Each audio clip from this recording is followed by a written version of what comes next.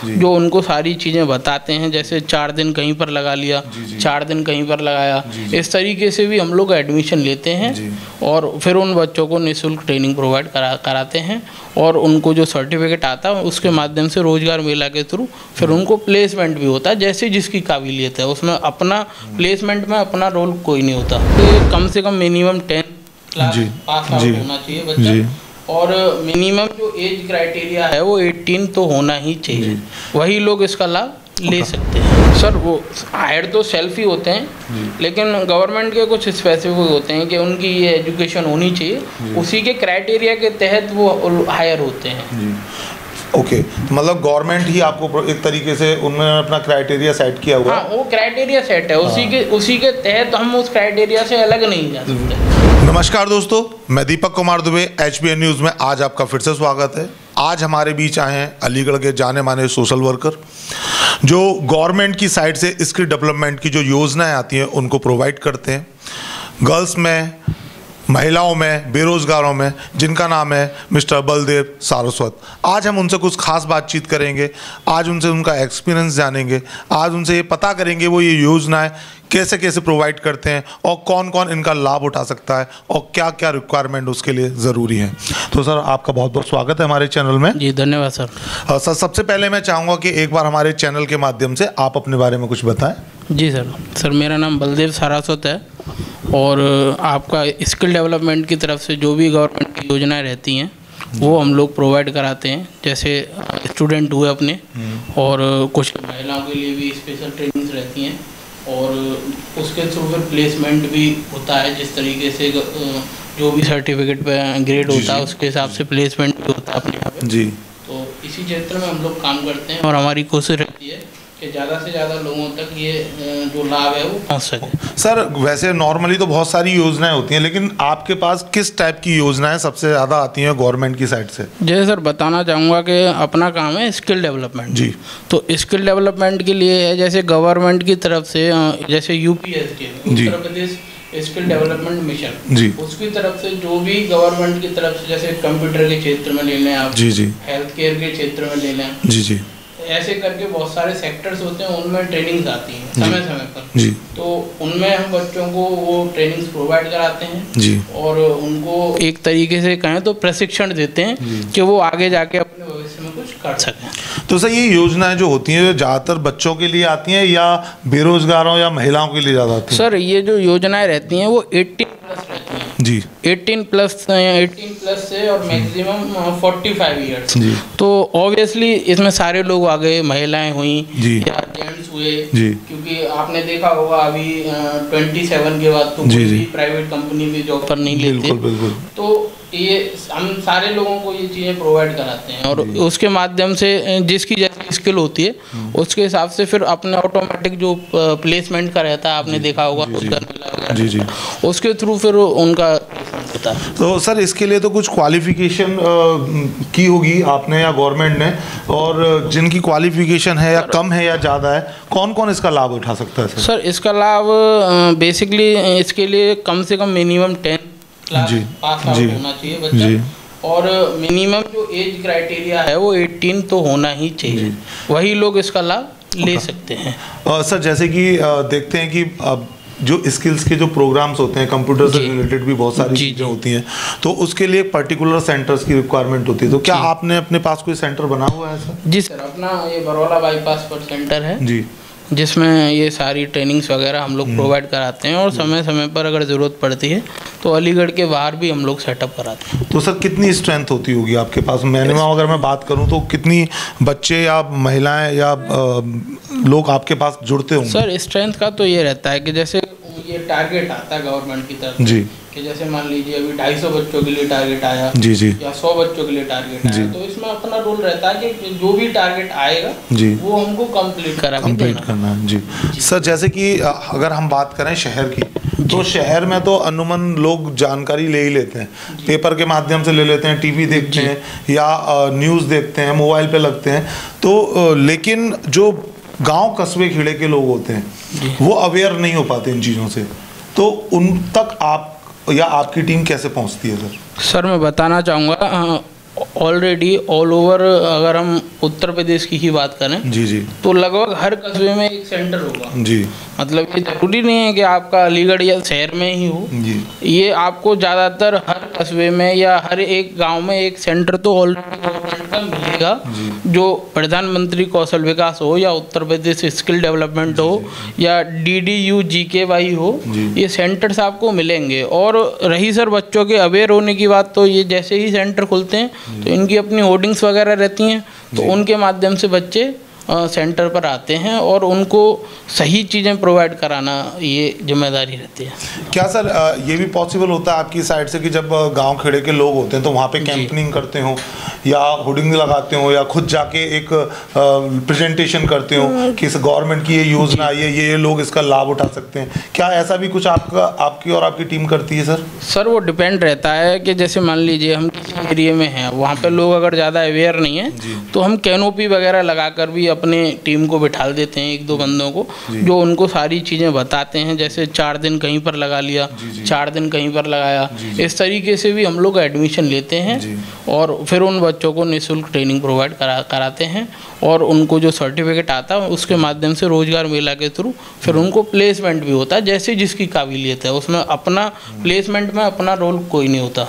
तो placement sir किस जगह होता है, मतलब कंपनीज में होता है, अलीगढ़ में होता है, अलीगढ़ से बाहर होता है या गवर्नमेंट जॉब के लिए? वो तो सर जिस तरीके के रोजगार मेले में कंपनीज आती हैं जी, वो उन्हीं के हाथ में पूरा प्रोसेस होता है जी। तो मतलब एक सर्टिफिकेट आपकी साइड से प्रोवाइड होता होगा? सर वो सर्टिफिकेट हमारी साइड से प्रोवाइड नहीं होता, हमारा काम है कि केवल बच्चे को प्रशिक्षण देना, बाकी जो भी रोल है वो सब गवर्नमेंट का रोल है। गवर्नमेंट की साइड से सर्टिफिकेट मिलता है जी, रोजगार उसमें मैं आपको बताऊं लगभग 70% अटेंडेंस क्राइटेरिया है जी, है ना। बायोमेट्रिक रहती है कि बच्चा इन भी करके जाएगा और आउट भी करके जाएगा। अगर 69.9 भी किसी की रह जाती है तो वो बच्चा क्वालिफाई नहीं है, एलिजिबल नहीं है जी, सर्टिफिकेट प्रोवाइड नहीं होगा, उसका एग्जाम नहीं होगा। ओके, पहले उसकी अटेंडेंस कंप्लीट होगी, देन देयर आफ्टर वो एलिजिबल होगा जी। सर अब सेंटर से रिलेटेड बात आई है तो एक क्वेश्चन मैं यहाँ पे भी पूछा हूँ कि आप अपने सेंटर में क्या क्या फैसिलिटीज प्रोवाइड करते हैं?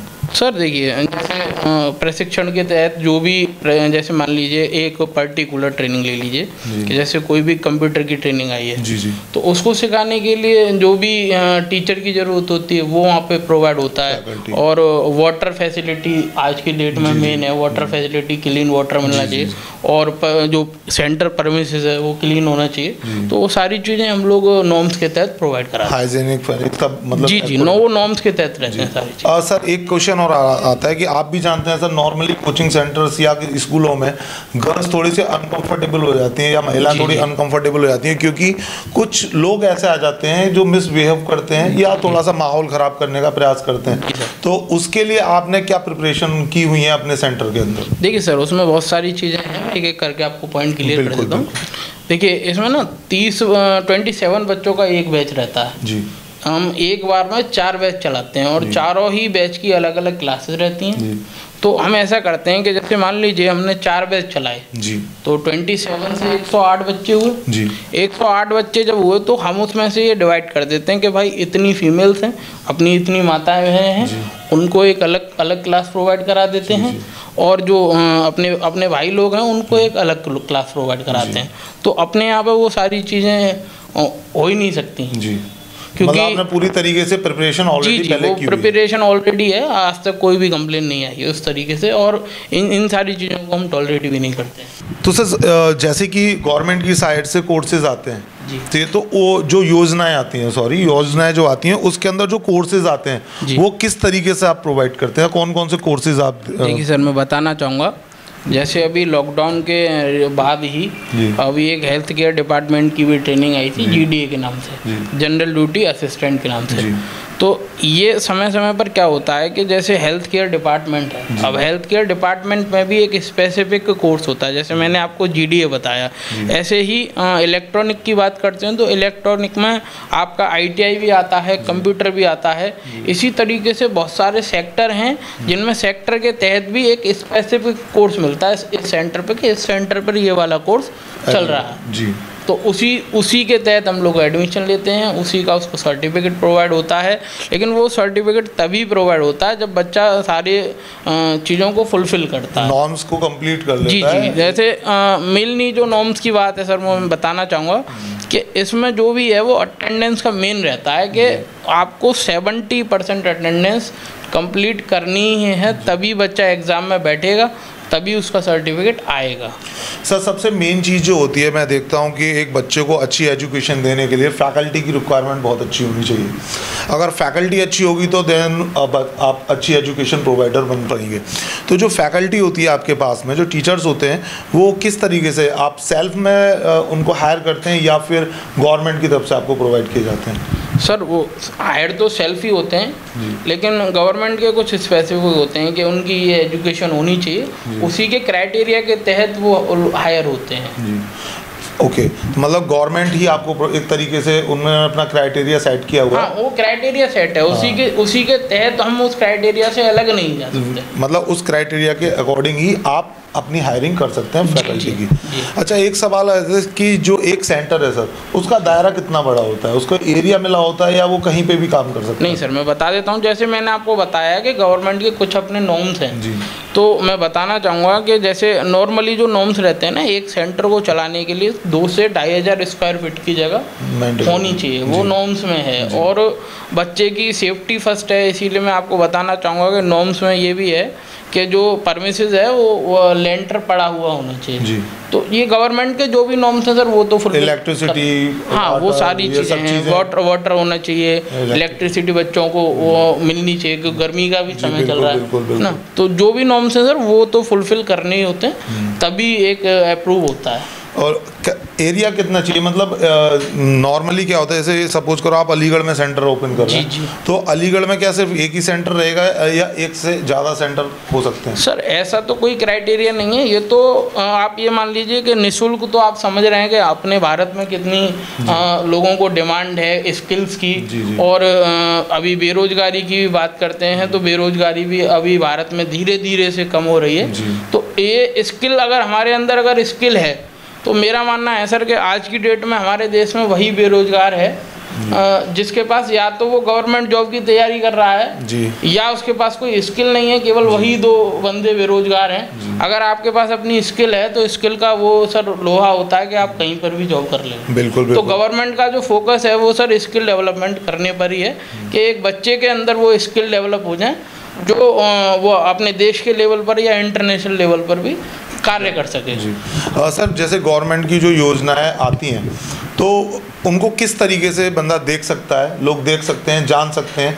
क्योंकि नॉर्मल हर 2-3 महीने के बाद आती है या ईयरली आती है, वो कैसे पता कर सकते हैं लोग कि ये योजना इस समय चल रही है? सर मैं बताता हूँ आपको। जैसे मान लीजिए कोई भी एक स्पेसिफिक कोर्स आया जी, तो उसमें क्या होता है कि जैसे 3 महीने का कोर्स आया या 6 महीने का कोर्स आया या 1 साल का कोर्स आया, इस तरीके से कोर्सेज आते हैं।